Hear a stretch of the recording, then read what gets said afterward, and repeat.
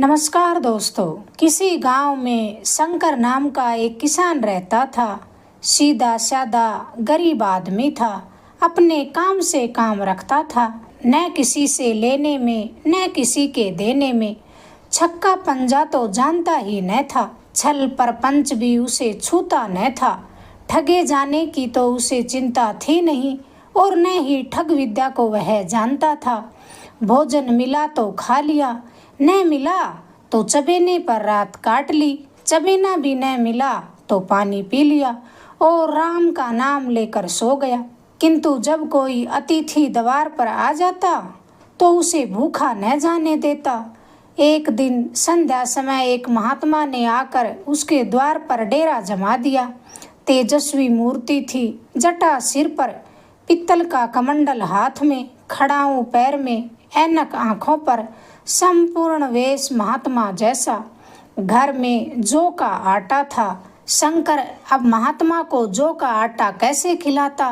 प्राचीन काल में जौ का चाहे जो कुछ महत्व रहा हो, लेकिन वर्तमान में तो जौ का भोजन सिद्ध पुरुषों के लिए ठीक नहीं होता। शंकर को अब बड़ी चिंता हुई कि महात्मा को क्या खिलाया जाए। आखिर में निश्चय करके कहीं से गेहूं का आटा उधार मांग लेने के इरादे से वह गांव भर में घूमा, पर गांव में उसे गेहूं का आटा न मिला। गांव में सब मनुष्य ही मनुष्य थे, देवता तो एक भी न था। देवताओं का खाद्य पदार्थ कैसे मिलता? सौभाग्य से गांव के पंडित महाराज के यहाँ से 1.25 सेर गेहूं उधार लाकर उसने अपनी घरवाली से पीसने को दे दिए। महात्मा ने भोजन किया और फिर लंबी तान कर सो गया। प्रातःकाल आशीर्वाद देकर महात्मा ने अपनी राह ले ली। पंडित महाराज साल में 2 बार खलिहानी लिया करते थे।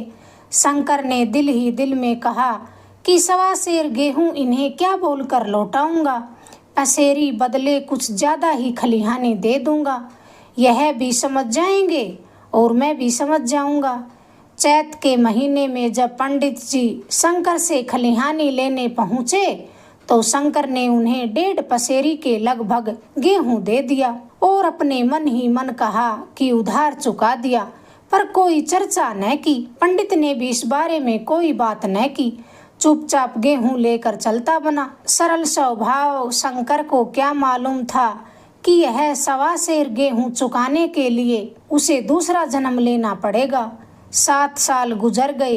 पंडित जी अब पंडित से महाजन हो गए। शंकर किसान से मजदूर हो गया। उसका छोटा भाई मंगल उससे अलग हो गया था।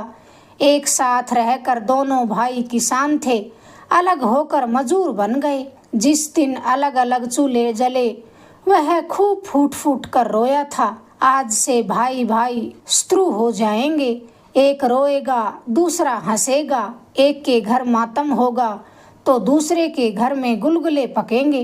प्रेम का बंधन, खून का बंधन, दूध का बंधन टूट गया। शंकर ने अथक परिश्रम से जो कुल मर्यादा का पेड़ लगाया था उसे अपने रक्त से सींचा था। उसको जड़ से उखड़ता देखकर उसके हृदय के टुकड़े टुकड़े हो गए। 7 दिनों तक उसने दाने की सूरत न देखी। दिन भर जेठ की धूप में काम करता और रात को मुंह लपेट कर सोता रहता। इस भीषण वेदना और कष्ट ने उसे बिल्कुल हिला डाला। बीमार पड़ा, फिर बीमार पड़ा तो महीनों खाट से न उठा। अब गुजर बसर कैसे हो? 5 बीघे जमीन में से आधी जमीन रह गई, एक बैल रह गया, खेती क्या खाक करता। अंत में नौबत यहाँ तक पहुँची, जीविका का भार मजूरी पर आन पड़ा। 7 वर्ष बीत गए। एक दिन शंकर मजूरी करके लौट रहा था तो रास्ते में पंडित ने टोक कर उससे कहा, शंकर, कल आकर के अपने बीज बैग का हिसाब कर लेना। तेरे यहाँ 5.5 मन गेहूं बाकी पड़े हैं और तू देने का नाम ही नहीं लेता। हजम करने का मन है क्या तेरा? शंकर ने चकित होकर पूछा, मैंने तुमसे कब गेहूं ले लिए थे जो 5.5 मन हो गए? शायद तुम भूल गए हो, मेरे यहाँ किसी का छटांग भर अनाज भी उधार नहीं है और न ही 1 पैसा उधार है।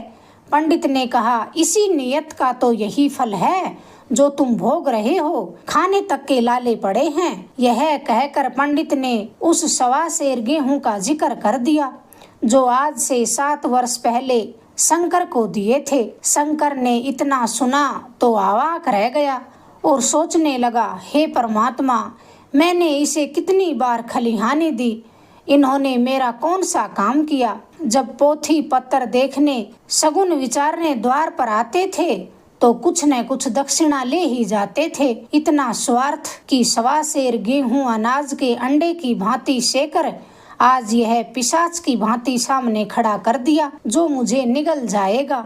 इतने दिनों में एक बार भी कह देते तो मैं गेहूं तोल कर दे ही देता। क्या इसी नियत से चुपचाप बैठा था? फिर शंकर कहने लगा, महाराज, नाम लेकर तो मैंने उतना अनाज नहीं दिया, पर कई बार खलिहानों में शेर 2-2 शेर दिया है। पर आप आज 5.5 मन मांगते हैं, मैं ये कहाँ से दूंगा? पंडित कहने लगा, लेखा जो बख्शी सो, तुमने जो कुछ दिया होगा उसका कोई हिसाब नहीं। चाहे 1 की जगह 4 पसेरी दिए हों, तुम्हारे नाम बही में 5.5 मन गेहूं लिखा हुआ है, जिससे चाहे हिसाब करवा लेना। दे दो तो तुम्हारा नाम काट दूं, नहीं तो और भी बढ़ता रहेगा। शंकर बोला, पंडित जी, क्यों एक गरीब को सताते हो? मेरे खाने का ठिकाना नहीं, इतना गेहूं किसके घर से लाकर दूंगा? पंडित ने कहा, जिसके घर से चाहो वहां से लाओ, मैं छटाक भर भी नहीं छोड़ूंगा। मुझे पूरे 5 मन गेहूं चाहिए। यहाँ न दोगे तो भगवान के घर तो देना ही पड़ेगा। भगवान का नाम सुना तो शंकर कांप उठा। पढ़े लिखे आदमी होते तो कह देते, अच्छी बात है, ईश्वर के घर ही दे देंगे। वहाँ की तोल यहाँ से कुछ बड़ी तो न होगी, कम से कम इसका कोई प्रमाण हमारे पास नहीं, फिर उसकी क्या चिंता। किंतु शंकर इतना तार्किक, इतना व्यवहार चतुर न था। एक तो ऋण, वह भी ब्राह्मण का, बही में नाम रह गया तो सीधा नरक में जाएगा। इस ख्याल से वह कांप गया और कहने लगा, महाराज, तुम्हारा जितना होगा यही दूंगा, ईश्वर के यहाँ क्यों दूंगा? इस जन्म में तो ठोकर खा ही रहा हूँ, उस जन्म के लिए क्यों कांटे बोऊं? मगर यह कोई नियम नहीं है। तुमने राई का पहाड़ बना दिया। ब्राह्मण होके तुमने ऐसा नहीं करना चाहिए था। उसी घड़ी तगाजा करते तो आज मेरे सिर इतना बड़ा बोझा क्यों पड़ता। मैं तो दे दूंगा, लेकिन तुम्हें भगवान के यहाँ जवाब देना पड़ेगा। पंडित ने कहा, वहाँ का डर तुम्हें होगा, मुझे नहीं है। वहाँ तो सब अपने ही भाई बंधु हैं। अब तुम बताओ, कब मेरे गेहूं दोगे? शंकर बोला, मेरे पास रखा होता तो कब का दे देता, किसी से मांग जांच कर लाऊंगा तभी दूंगा। पंडित ने कहा, मैं यह न मानूंगा। 7 साल हो गए, अब एक दिन भी देरी न करूंगा। गेहूं नहीं दे सकते तो दस्तावेज लिखवा लो, तो दस्तावेज लिखवा दो। शंकर ने कहा, मुझे तो देना है, चाहे गेहूं लो या दस्तावेज लिखाओ। किस हिसाब से दाम रखोगे? पंडित ने कहा, बाजार भाव 5.25 सेर का है, तुम्हें 5 सेर का काट दूंगा। शंकर ने कहा, जब दे ही रहा हूँ तो बाजार भाव काटूंगा, पाँव भर छुड़ाकर मैं दोषी क्यों बनूं? हिसाब लगाया तो गेहूं का दाम 60 रुपए हुए। दस्तावेज लिखवा लिया गया। 3 सैकड़े सूद। साल भर में न देने पर सूद की दर 2.5 रुपए सैकड़े 8 आने का स्टंप, 4 आने दस्तावेज की तहरीर शंकर को ऊपर से देनी पड़ी। गांव भर में पंडित की निंदा हुई, लेकिन मुंह पर किसी ने न की। महाजन से सभी को काम पड़ता है, इसलिए उसके मुंह पर कौन कहे भला।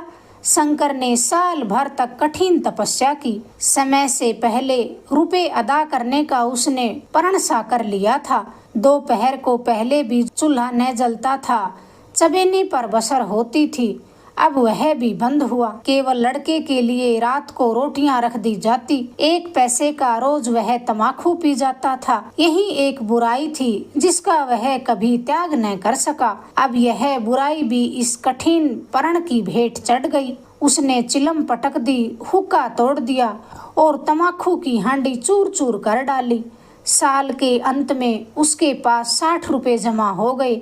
उसने समझा पंडित को इतने रुपए दूंगा और फिर कहूंगा कि महाराज बाकी रुपए भी जल्दी ही आपके सामने हाजिर करूंगा। 15 रुपए की बात ही तो है, क्या पंडित जी इतना भी न मानेंगे? शंकर ने रुपए लिए और ले जाकर के पंडित के चरण कमलों में रख दिए। पंडित ने आश्चर्य से पूछा, किसी से उधार लिए हैं क्या? शंकर ने कहा, नहीं महाराज, आपके आशीष से अब की बार मजूरी अच्छी मिली है। पंडित ने कहा, लेकिन ये तो 60 रुपए ही हैं। शंकर ने कहा, हाँ महाराज, इतने अभी ले लीजिए, बाकी 2-3 महीने में चुकता कर दूंगा, पर मुझे इस ऋण से उऋण कर दीजिए। पंडित ने कहा, उऋण तो तभी होगे जब मेरी कोड़ी कोड़ी चुका दोगे, जाकर मेरे 15 रुपए लेकर आओ। शंकर बोला, महाराज इतनी दया करो, अब सांझ की रोटियों का भी ठिकाना नहीं है, गांव में ही हूँ, कहीं भी नहीं भागा जा रहा, कभी न कभी दे ही दूंगा। पंडित ने फिर पलटकर कहा, मैं यह रोग नहीं पालता, न बहुत बातें करना जानता हूँ। अगर मेरे पूरे रुपए न मिलेंगे तो आज से 3 रुपए सैकड़े का ब्याज लग जाएगा। अपने रुपए चाहे अपने घर रखो, चाहे मेरे यहाँ छोड़ जाओ। शंकर बोला, अच्छा, जितना लाया हूँ उतना तो रख लीजिए, मैं अभी जाता हूँ और कहीं से 15 रुपए का प्रबंध करके लाता हूँ। शंकर ने सारा गांव छान मारा, मगर किसी ने रुपए न दिए। इसलिए नहीं कि उनको विश्वास न था या किसी के पास रुपए न थे, बल्कि इसलिए शंकर को पैसे न दिए कि पंडित के शिकार को छेड़ने की किसी में हिम्मत न थी। शंकर साल भर तपस्या करने के बाद भी 15 रुपए न कमा सका। तब उसका संयम निराशा के रूप में बदल गया। उसने समझ लिया कि जब इतना कष्ट सहने पर भी 60 रुपए से अधिक जमा नहीं कर सका, तो अब और कौन सा उपाय है जिसके द्वारा दूने रुपए कमाए जा सके। जब सिर पर ऋण का बोझ ही लादना है तो क्या मन भर का और क्या सवा मन भर का। उसका उत्साह अब ठंडा पड़ गया। मेहनत से उसे घृणा हो गई। आशा उत्साह की जननी होती है। आशा में तेज है, बल है, जीवन है। आशा ही संसार की संचालक शक्ति है। शंकर अब आशाहीन होकर उदासीन हो गया। वे जरूरतें जिनको उसने साल भर टाले रखा था, अब द्वार पर खड़ी होने वाली वे भिखारिणी न थी, बल्कि छाती पर सवार होकर पिशाचिनी बन गई, जो अपनी भेंट लिए बिना जान न छोड़ती। अब शंकर को कुछ मजूरी मिलती तो वह रुपए जमा न करता, कभी कपड़े लाता, कभी खाने की कोई चीज लाता। जहाँ पहले तंबाकू ही पिया करता था, वहाँ अब गांजा और चरस का चस्का लग गया था। उसे अब रुपए अदा करने की कोई चिंता न थी, मानो उसके ऊपर किसी का 1 पैसा उधार न हो, ऐसे जीने लगा था। पहले वह काम करने अवश्य जाता था, मगर अब काम पर न जाने का वह बहाना खोजने लग गया था। इस भांति उसके 3 वर्ष बीते।